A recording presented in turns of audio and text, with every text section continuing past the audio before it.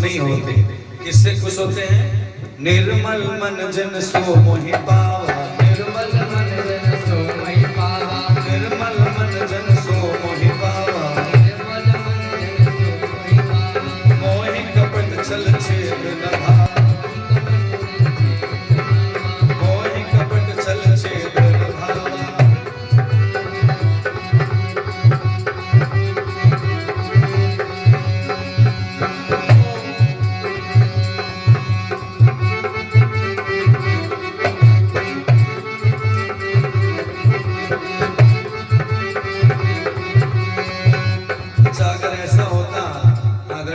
संरक्षक जी बैठे हैं तो वाल्मीकि तो बहुत दिन दुखी थे, लेकिन उनको भी प्रभु ने पार लगा दिया।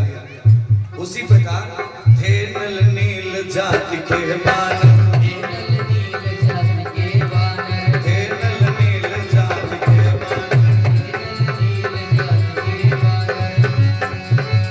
राम नाम लिख दिया शिला पर, राम नाम लिख दिया शिला। जैसे ये भैया नीतीश भैया छोटे छोटे बच्चे बैठे हैं ना, अगर ये कथा सुनने आए हैं कि मम्मी लोग नहीं है तो क्या है, इनके अंदर संस्कार है।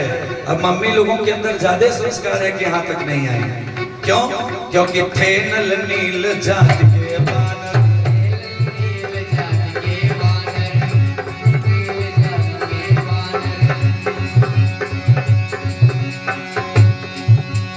थे नल नील जाति के बानर, राम नाम लिख दिया शिला पर, राम नाम लिख दिया शिला पर, राम नाम लिख दिया शिला पर,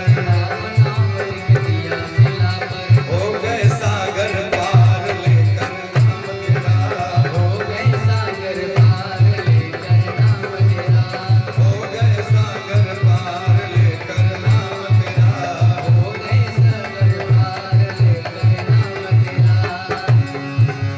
जय हो। प्रेम से बोलिए सीताराम भगवान की जय हो। आइए इस बरेला महादेव के प्रांगण में जैत बरकरा एवं आसपास जमगाई जो भी आसपास के गांव हैं, जो भी लोग जहां तक मेरी आवाज जा रही हो ध्यान पूर्वक आप लोग सुनिएगा। अच्छे विद्वानों का क्षेत्र है हम लोग का, परम भाग्यशाली हैं हम लोग कि जननी जन्मभूमिश्च स्वर्गादपि, स्वर्ग से भी सुंदर होती है मातृभूमि। गोस्वामी तुलसीदास जी ने बड़ी सुंदर चौपाई एक मानस में लिखा। क्या लिखा? अरे एक बार ताजुग माही, एक बार ताजुग माही, एक बार ताजुग माही, एक बार ताजुग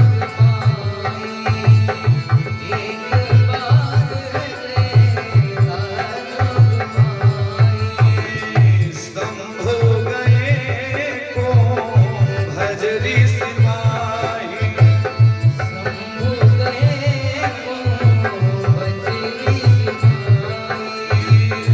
शंभु गए को भजरी सिपाही, शंभु गए को भजरी सिपाही। श्री राम जय राम, जय जय राम, श्री राम जय राम, जय जय राम, श्री राम जय राम, जय जय राम।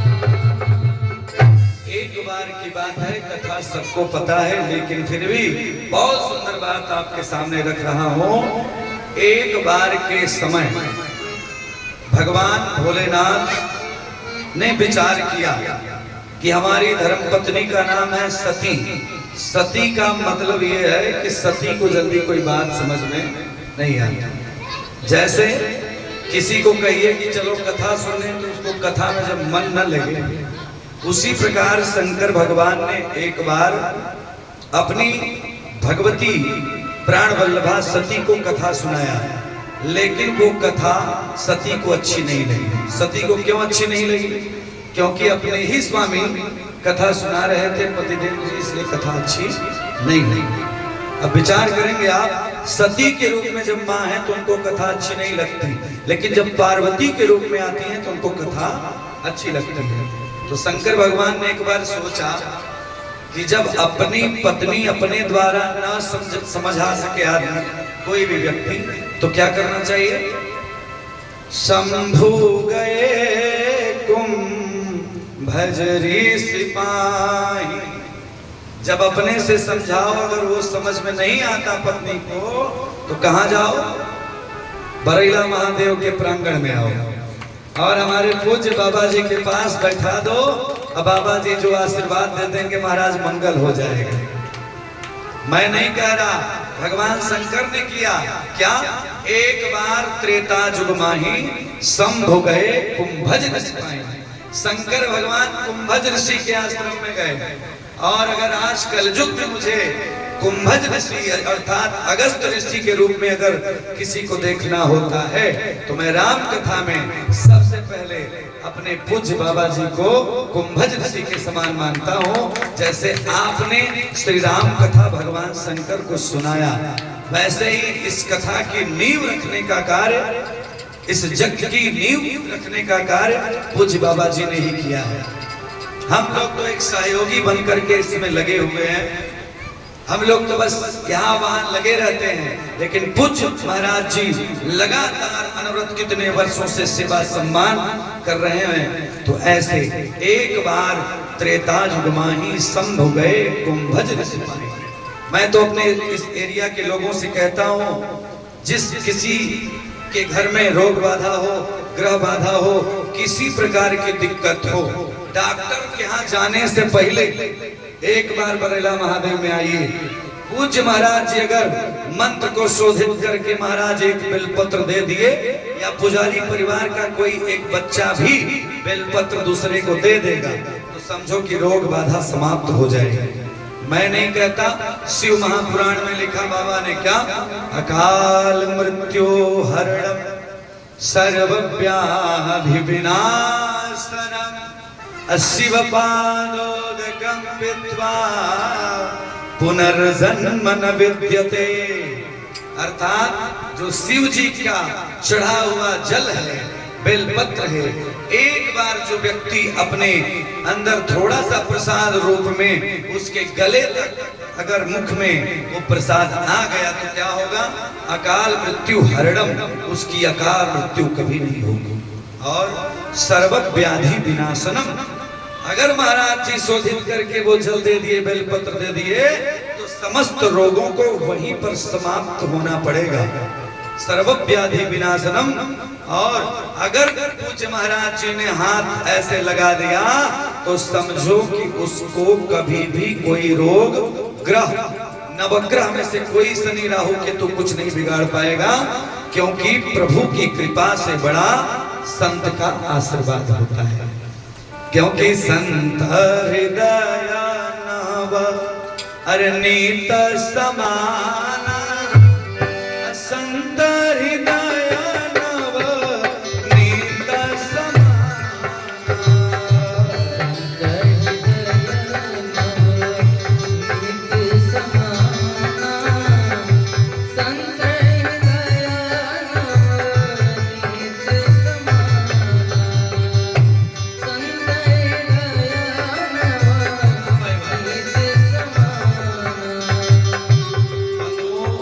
संत हृदय कैसा होता है?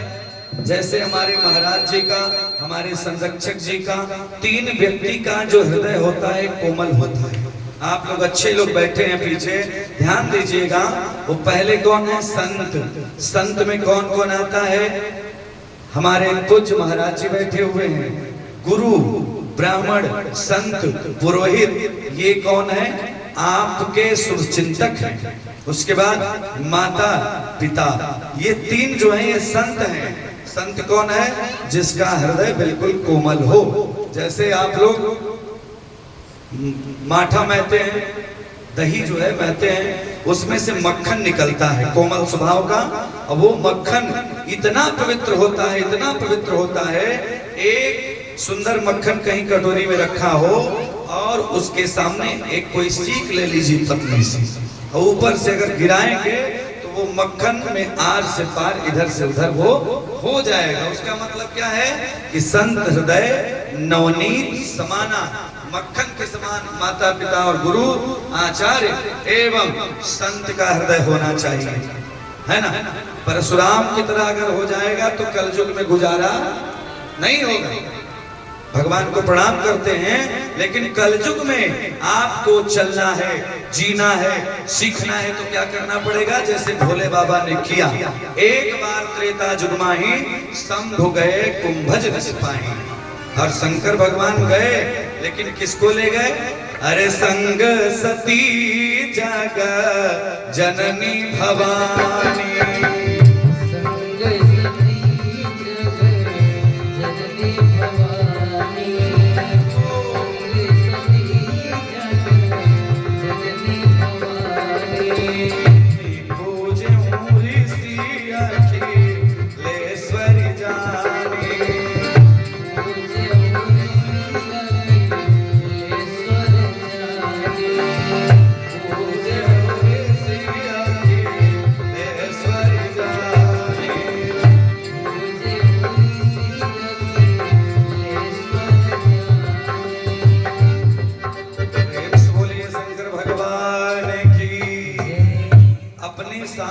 धर्मपत्नी को लेके गए। संग सती जग जननी भवानी।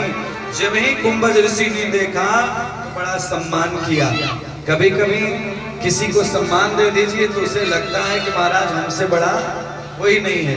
उसी प्रकार सती जी को लग गया कि महाराज हमारे पति से बड़ा इस दुनिया में कोई नहीं है, भोलेनाथ से बड़ा इस दुनिया में कोई नहीं। और ये कुंभज हमें कथा क्या सुनाएंगे? भोले बाबा हमारे लगता है पागल हो गए, है ना। मैया सती ने कहा कि लगता है कि मेरे भोलेनाथ कुछ गड़बड़ हो गया। क्यों? क्योंकि बताइए शंकर को एक कोई साधारण महात्मा क्या कथा सुनाएगा जो स्वयं महान है। विश्वनाथ मम नाथ पुरारी, विश्वनाथ मम नाथ पुरारी,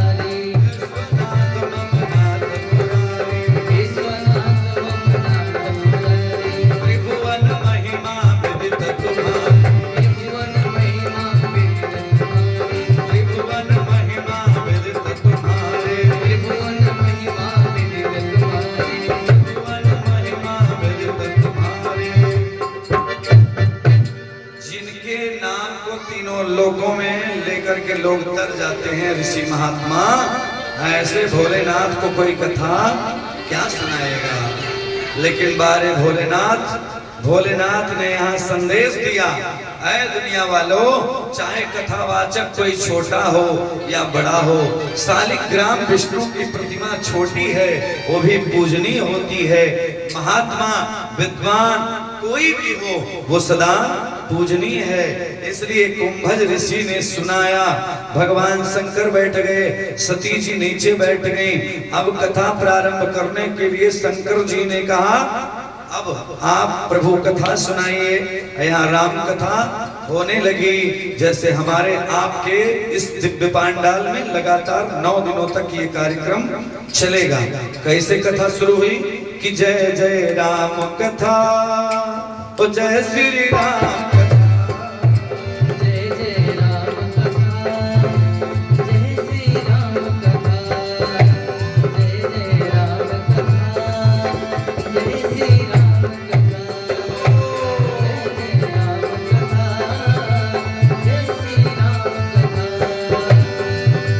किसे श्रवण कर मिट जाती है, किसे श्रवण कर मिट जाती है, सौ जन्म जन्म की कथा।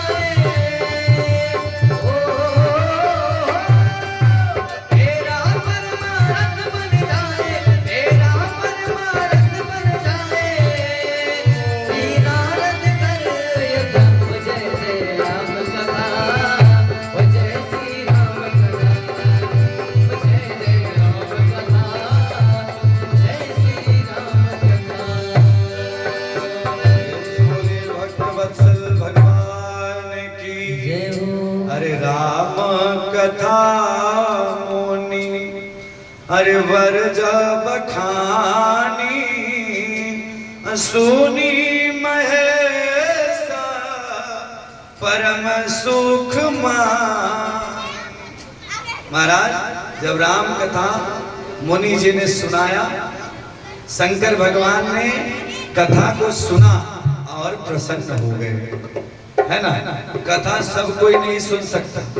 यहीं पर अगर ऑर्केस्ट्रा कराते आप, हमारे पुजारी जी महाराज बैठे हैं, नीतीश भैया अगर ऑर्केस्ट्रा कराते तो सबसे ज्यादा भीड़ पहले दिन मच जाती, है ना। लेकिन राम कथा की महिमा है, पहले दिन कम भीड़, दूसरे दिन और ज्यादा, तीसरे दिन और ज्यादा। लेकिन ऑर्केस्ट्रा में एक ही दिन भीड़ होगी, उसी को बार बार बुलाएंगे एक ही मंच पर। जैसे कोई नेता, कोई बड़ा मंत्री हो, विधायक को मंच पर बुला लीजिए, पहले दिन भीड़ होगी, दूसरे दिन कम हो जाएगी, तीसरे दिन और कम, चौथे दिन और कम, पांचवें दिन पैसा देकर के बुलाना पड़ेगा। लेकिन कथा पहले दिन कम, दूसरे दिन ज्यादा, तीसरे दिन और ज्यादा। लेकिन जानते हैं जो सबसे पहले दिन आता है सबसे आदरणीय होता है, क्योंकि भगवान शंकर की जो ये कथा है ये फिर मिलने वाली नहीं है। उसी प्रकार से जैसे कोई मणि हो और मणि आपके सामने रखी हो, वो न दिखे और सामने जाकर के आप कोई बजाने वाला आ जाए, वहां पहुंच करके आप नृत्य करो तो कोई मतलब नहीं है। तो इसलिए प्रेम के साथ भगवान की कथा भगवान शंकर ने सुना। यहाँ पर विचार करिएगा, हमारे आपके जीवन में भगवान के यज्ञ में, भगवान की पूजा में आने में कितनी मेहनत है, क्योंकि यही सनयावत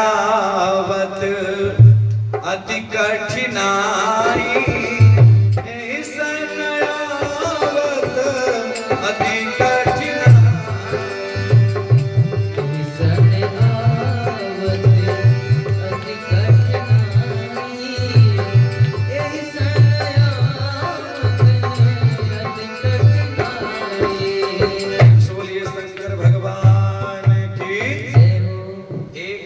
की बात है। श्री भगवान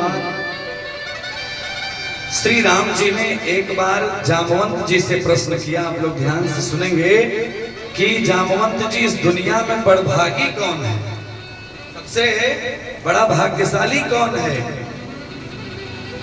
तो जामवंत जी ने कहा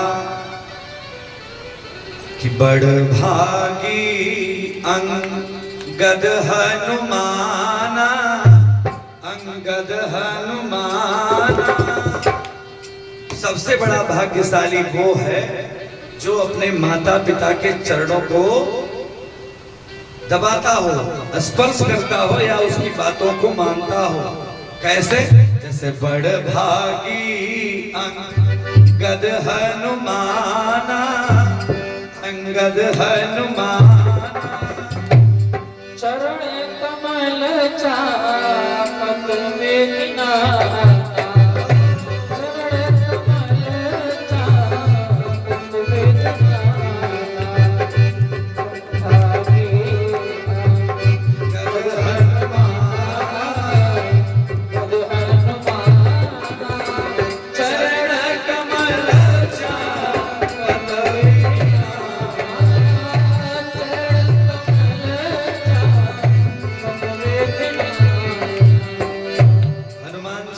अर्थात हनुमान जी बड़भागी हैं, अंगद जी बड़भागी हैं और सामने बैठे हुए हमारा बड़भागी हैं जो भगवान की गोद में बैठ के कथा सुनने का अवसर प्रभु दे रहे हैं। नहीं तो महाराज, जन्म जन्म मुनि जतन कराई, जतन कराई, अंतय राम कही आवत नाई।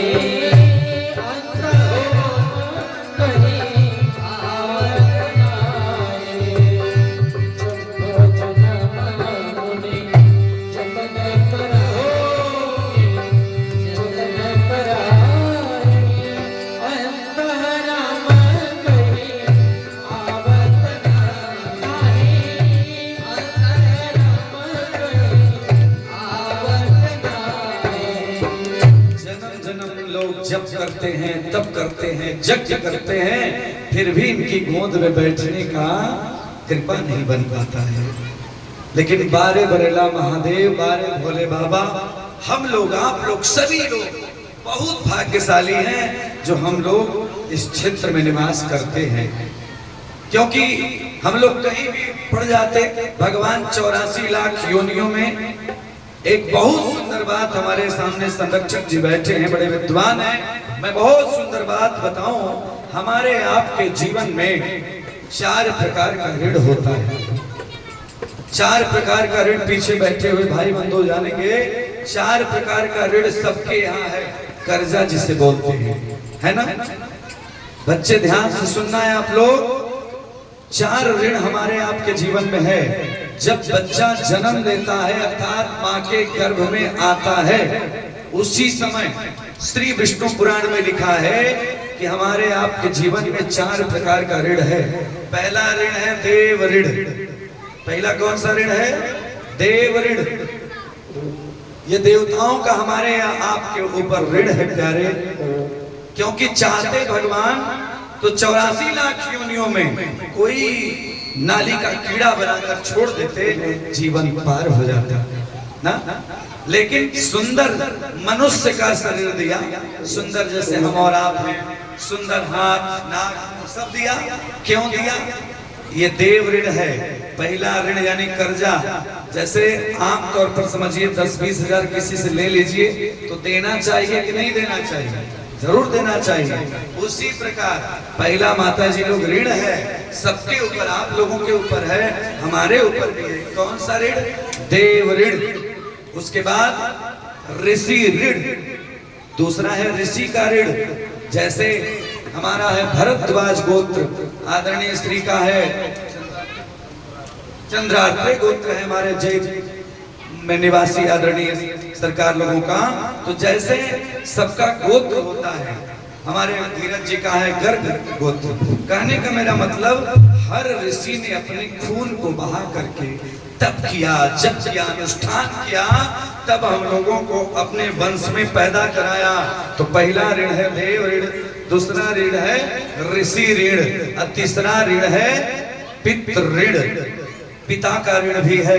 पिता के ऋण की उत्पत्ति व्याख्या बहुत है, लेकिन पिता ही सर्वदेवानाम, पिता सबसे बड़ा देवता है। अर्थात देव ऋण, ऋषि ऋण, पितृ ऋण, अंतिम और सबसे मुख्य ऋण है कौन सा? चौथा ऋण मातृ ऋण। माता का ऋण सबसे बड़ा होता है, लेकिन हमारे शास्त्रों में लिखा है कि हमारे आपके जीवन में 3 ऋण हम और आप तत्काल उससे पूर्ण हो सकते हैं। देव ऋण, ऋषि ऋण और पितृ ऋण। देवता चाहते हैं कि हमारे नाम का अनुष्ठान हो, हमारे नाम की यज्ञ हो, हमारे नाम का पूजा हो।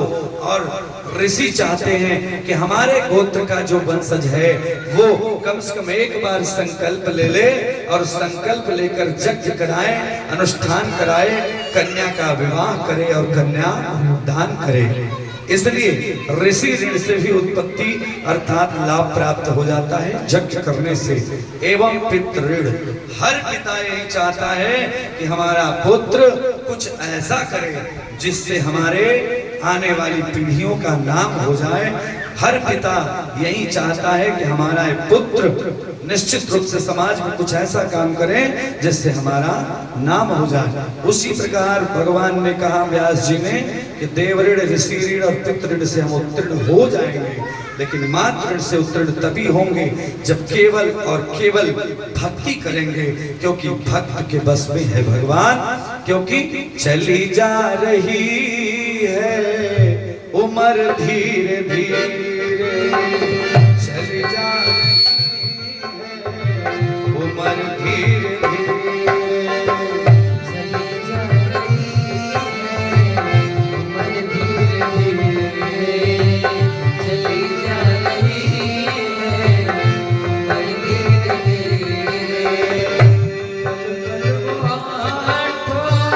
उम्र धीरे धीरे। पल पल वालो पहर धीरे धीरे,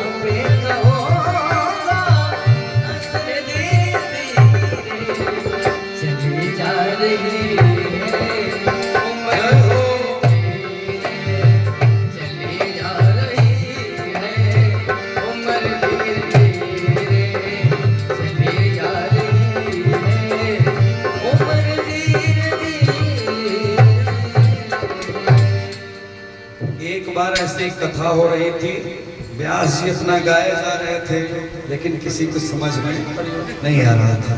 जैसे मैं बोल रहा हूँ केवल हमारे संरक्षक जी समझ रहे हैं, और यहाँ पर बैठे हुए और पीछे जो भाई बंधु हमारे जैन से आसपास से जो आए हैं सभी लोग समझ रहे हैं, लेकिन बीच वाले समझ रहे हैं कि नहीं बताइए।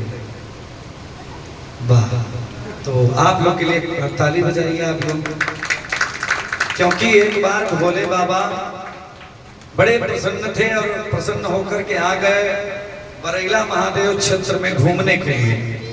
तो दुर्गा मैया पार्वती जी खोजने लगी, कैसे?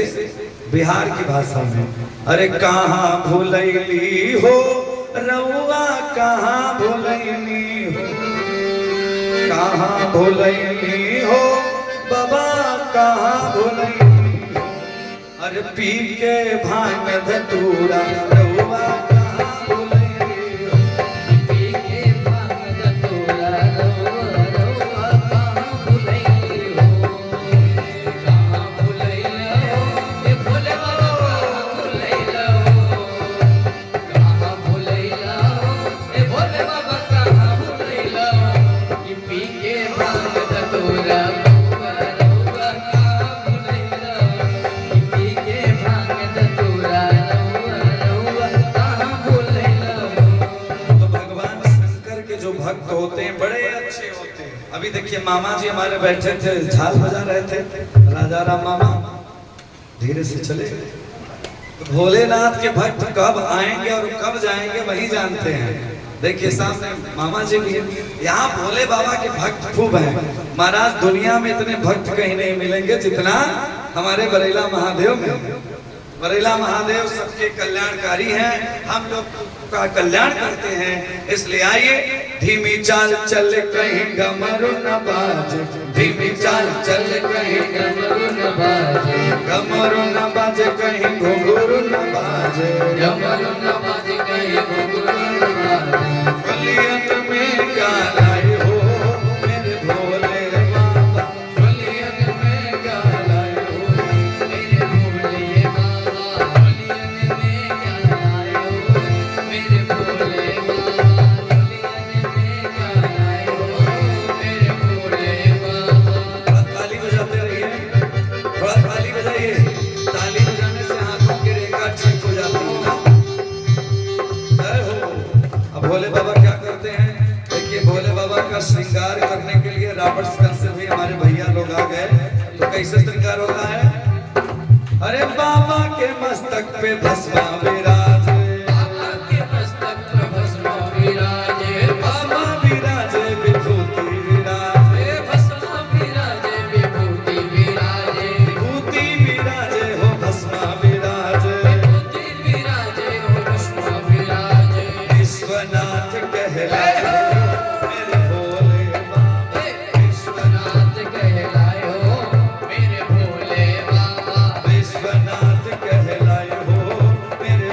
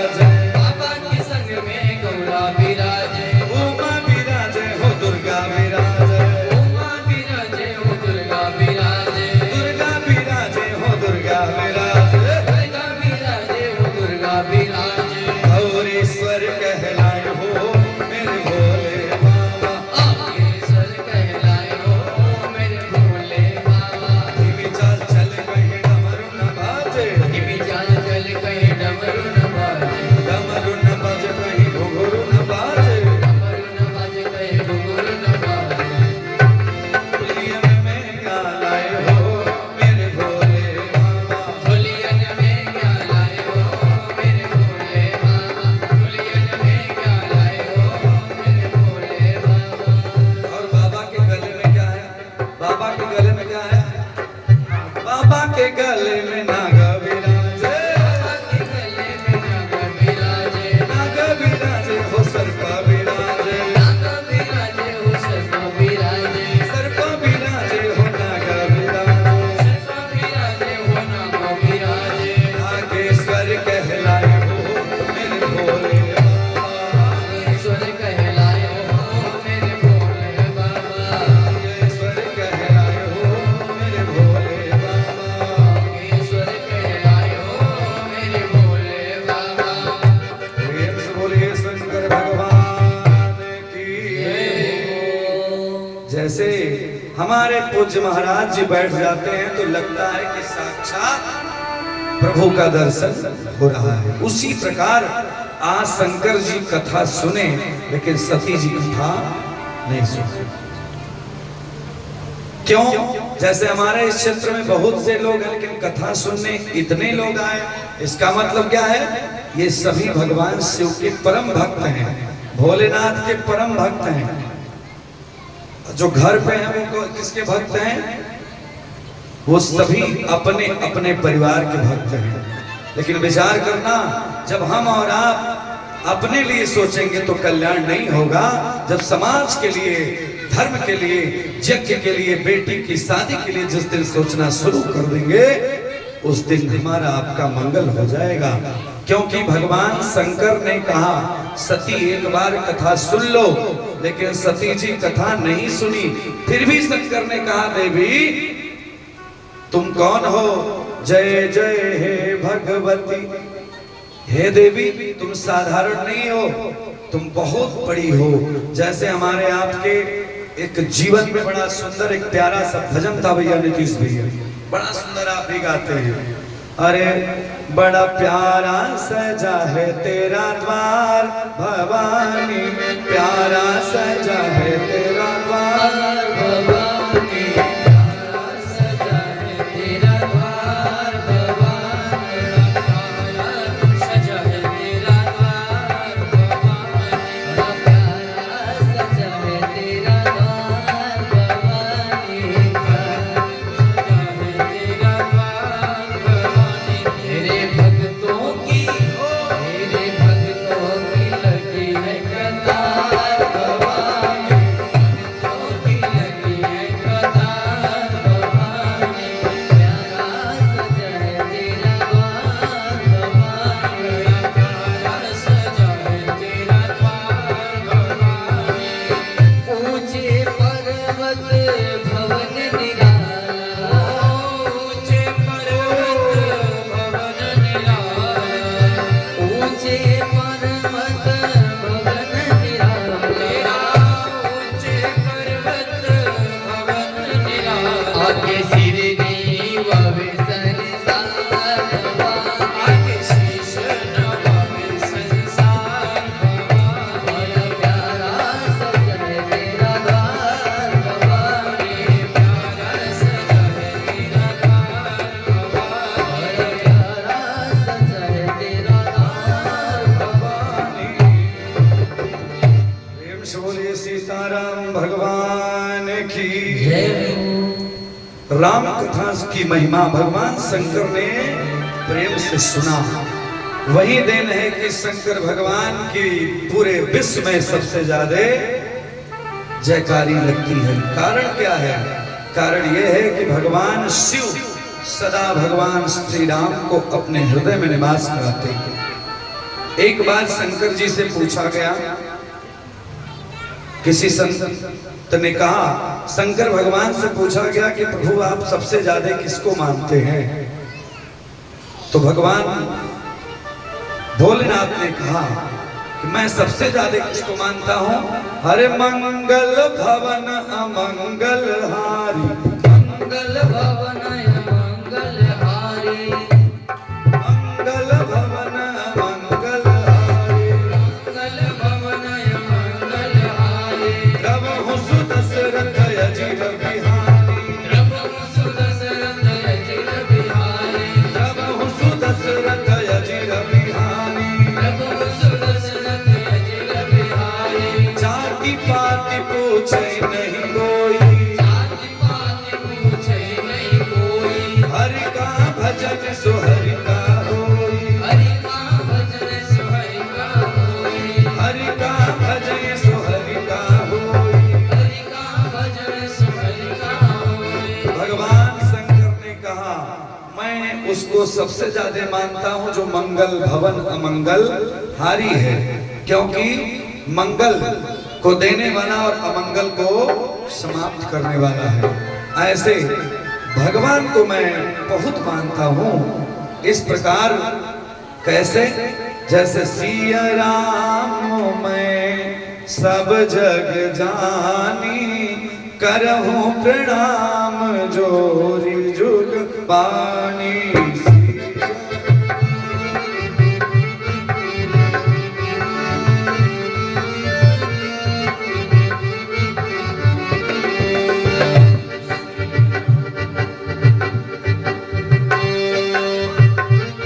जय हो।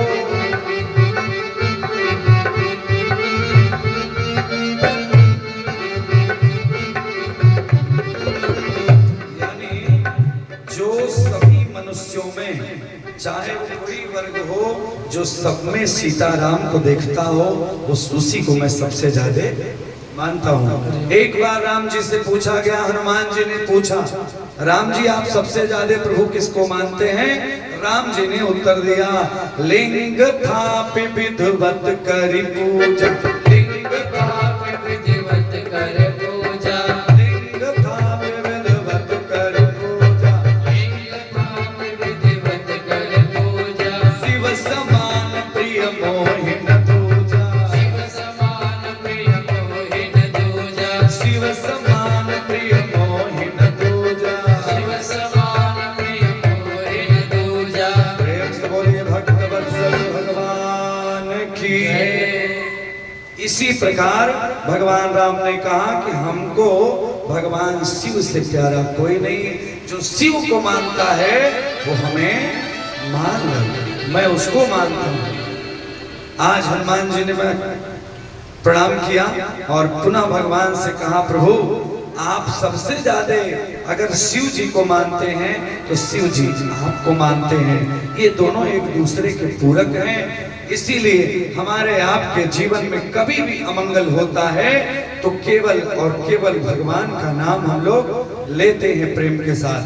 जैसे हमारे आपके जीवन में कोई अमंगल हो जाए, रात में 12 बजे रात को अगर बड़ौली चौराहे से धर्मशाले चौक से आपको जैत गांव में आना हो, तो हमारे आपके जीवन में जब हम सब छोटे थे तभी से सिखाया जाता है क्या कि जब कभी डर लगे रात में 12 बजे तो क्या करना? जय हनुमान ज्ञान गुण सागर, जय कपीस लोक उजागर, हनुमान ज्ञान गुण सागर, जय कपीस लोक उजागर। श्री हनुमान चालीसा, हनुमान चालीसा में वो ताकत है जो नासै रोग हरै सब पीरा, नासै रोग हरै सब पीरा, नासै रोग हरै सब पीरा। जपत निरंतर हनुमत वीरा, जपत निरंतर हनुमत वीरा, जपत निरंतर हनुमत वीरा। तो स्वामी जी ने कहीं भी किसी प्रकार का पंक्ति भेद नहीं किया। आज के समाज में आप लोग समझिएगा, कुछ लोग कहते हैं कि हनुमान चालीसा या बजरंग बली की पूजा महिलाओं को नहीं करनी चाहिए, लेकिन अगर ऐसा होता तो श्री गोस्वामी तुलसीदास जी ने क्यों लिखा, जो यह पढ़े हनुमान चालीसा, जो यह पढ़े हनुमान चालीसा, जो यह पढ़े हनुमान चालीसा, होय सिद्धि साखी गौरीसा, होय सिद्धि साखी गौरीसा, होय सिद्धि साखी गौरीसा। क्या लिखा, जो यह पढ़े हनुमान चालीसा। गोस्वामी जी को लिखना चाहिए था ना कि पुरुष पढ़े, महिला पढ़े, आदमी पढ़े, शोषित पढ़े, पिछड़ा पढ़े, ब्राह्मण पढ़े, क्षत्रिय पढ़े, लेकिन नहीं। गोस्वामी तुलसीदास जी ने लिखा, चाहे वो सर्व सत्ता को प्राप्त करने वाला महाराजा हो, गरीब हो, अमीर हो, शोषित हो, पिछड़ा हो, आदिवासी हो, महिला हो, पुरुष हो, किन्नर हो, कोई भी हनुमान चालीसा पढ़ेगा उसको लाभ मिलेगा। क्यों, जो यह पढ़े हनुमान चालीसा वो सिद्धि साखी गौरीसा। तो पूजा पाठ में सदा शुद्धता और पवित्रता से पूजा होता है। इसीलिए आज शंकर भगवान ने कथा सुना, लेकिन वहीं पर माता सती कथा नहीं सुनी। उसका परिणाम क्या हुआ, अरे मुनि संग बीदा, अरे मांग त्रिपुरारी, मांग त्रिपुरारी, चले भवन दक्ष कुमारी, चले भवन दक्ष कुमारी, संग बिना मांगे त्रिपुरारी बाबा, मांग त्रिपुरारी, चले भवन दक्ष कुमारी, चले भवन दक्ष कुमारी। जब ही कुंभज ऋषि के आश्रम से कथा सुनने के बाद विदाई के रूप में जो भी दक्षिणा इत्यादि भोले बाबा ने दिया, उसके बाद विदा मांगा। और विदा मांग करके जब शंकर चले तो गोस्वामी दास जी ने उनके लिए संबोधन क्या किया, मुनि संग बीदा अब मांग त्रिपुरारी। शंकर भगवान का जगह जगह नाम बदल गया। जब कथा सुनने के लिए गए तो उनका नाम क्या था, एक बार त्रेता जुग माही शंभु गए कुंभज ऋषि, उस समय शंभु थे। लेकिन राम कथा जब सुन लिया तो त्रिकालज्ञ सर्वज्ञ क्या हो गए, त्रिपुरारी हो गए। यानी उनका संबोधन बढ़ गया। लेकिन सती जी जब कथा सुनने के लिए गई, अच्छे श्रोता बैठे आप लोग सुनिएगा, सती जी जब कथा सुनने के लिए गई तो उनके लिए गोस्वामी तुलसीदास जी ने संबोधन में लिखा था कि शंभु भगवान शंकर कथा सुनने गए और सबसे बड़ी चीज, एक बार त्रेता जुग माही शंभु गए भजरी सिपाही। और कौन गया, संग सती जग जननी भवानी, पूज्यों ऋषि अखिलेश्वरी जानी। यानी अखिलेश्वरी माँ दुर्गा आज कथा सुनने के लिए गई, लेकिन कथा नहीं सुनी। कोई जरूरी नहीं है कि जो लोग आए वो कथा सुने। उसी प्रकार आज सती गई तो, लेकिन कथा नहीं सुनी। उनके लिए संबोधन तुरंत बदल गया, मुनि संग बीदा मांग त्रिपुरारी, मांग त्रिपुरारी, चले भवन दक्ष कुमारी, चले भवन दक्ष कुमारी, संग बिदा मांगे त्रिपुरारी, बोले मांग त्रिपुरारी, चले भवन दक्ष कुमारी, चले भवन दक्ष कुमारी। अर्थात अभिमानी पिता की कन्या, दक्ष की कन्या आज बिना कथा सुने जा रही है। कहने का मतलब हम और आप जीवन में अगर मंगल चाहते हैं तो कथा सुनना पड़ेगा। नहीं तो हमारे आपके जीवन में संशय नहीं जाएगा। जैसे राम कथा सुंदर करतारी, राम कथा सुंदर करतारी, राम कथा सुंदर करतारी, संशय विहग उड़ावन हारी, संशय विहग उड़ावन हारी, संशय विहग उड़ावन हारी। संशय विहग उड़ावन हारी। राम कथा सुनने से पहले तो संशय समाप्त हो जाता है, अच्छी बुद्धि शरीर में आने लगती है, दिमाग में सुंदर कार्य होने लगता है और ताली बजाकर भजन गाने से आपको लाभ प्राप्त हो जाता है। क्योंकि भगवान ने कहा कि सबसे बड़े हमको अच्छे कौन लगते हैं? जो भगवान के परम भक्त हैं। कथा में 3 प्रकार के लोगों का बड़ा महत्व है। कथा में 3 प्रकार के भक्तों का बड़ा महत्व है। कहते हैं विशेष रूप से वह भक्त है जो प्रेम से आकर के ससमय कथा का श्रवण करे। कथा कौन सी? श्री भगवान की कथा, जो श्री गोस्वामी तुलसीदास जी ने अंकित किया। चाहे वह शिव महापुराण हो, श्रीमद् भागवत की कथा हो, सिर्फ एक सार तत्व है। क्या?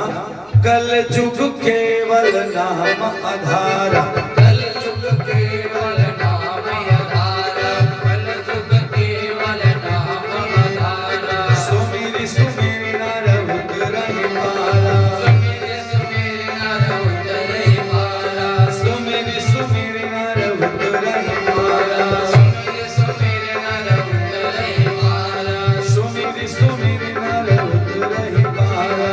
सुमिरि सुमिरि नर उतरहि पारा। कल युग में केवल भगवान के नाम में वो ताकत है जो हमको आपको सब कुछ दे सकता है। जैसे हमारे आपके जीवन में कभी भी किसी प्रकार की जब समस्या होती है तो केवल हम लोग भगवान शिव के सानिध्य में आते हैं और भगवान शिव की सानिध्यता से वो कृपा बन जाती है। कैसे? जिस प्रकार कोई कभी कपड़ा साफ करने के लिए जाता है, कोई धोबी जब कपड़ा साफ करके उसको प्रक्षालन करता है तो भगवान कृष्ण ने उसको आशीर्वाद दिया है कि जब उसके यहाँ वही वस्त्र उसके घर पे जाएगा तो उस मलिन वस्त्र को वो उसके हाथ से जब वो धो देगा तो पवित्र हो जाएगा, श्वेत हो जाएगा, अच्छा हो जाएगा। भगवान कृष्ण ने माली को आशीर्वाद दिया है भागवत की कथा में कि माली के घर जब ये फूल रहेगा, ये फूल माला माली के घर में पड़ा रहेगा तब तक बासी नहीं होगा जब तक उसके घर में है। लेकिन हमारे आपके घर में अगर कल पूजा करना हो, माला आज हम लोग ला करके रख लें तो बासी मान लिया जाता है। उसी प्रकार हमारे आपके जीवन में शुभकारी समय होता है। कब? जब किसी महात्मा का, संत का, गुरु का आगमन होता है। हमारे भगवत कृपा की प्राप्त करने वाले जितने भी भक्त होते हैं उनके अंदर सिर्फ और सिर्फ भगवान नाम का ही तेज होता है। जैसे हमारे पूज्य महाराज जी हर समय केवल भगवान का कीर्तन, भगवान का गायन करते हैं। कैसे? प्रेम के साथ रोज प्रतिदिन गाते हैं। श्री राम जय जय राम, श्री राम जय जय राम। श्री राम जय जय राम, श्री राम जय जय राम, श्री राम जय जय राम, श्री राम जय जय राम, श्री राम जय जय राम, श्री राम जय राम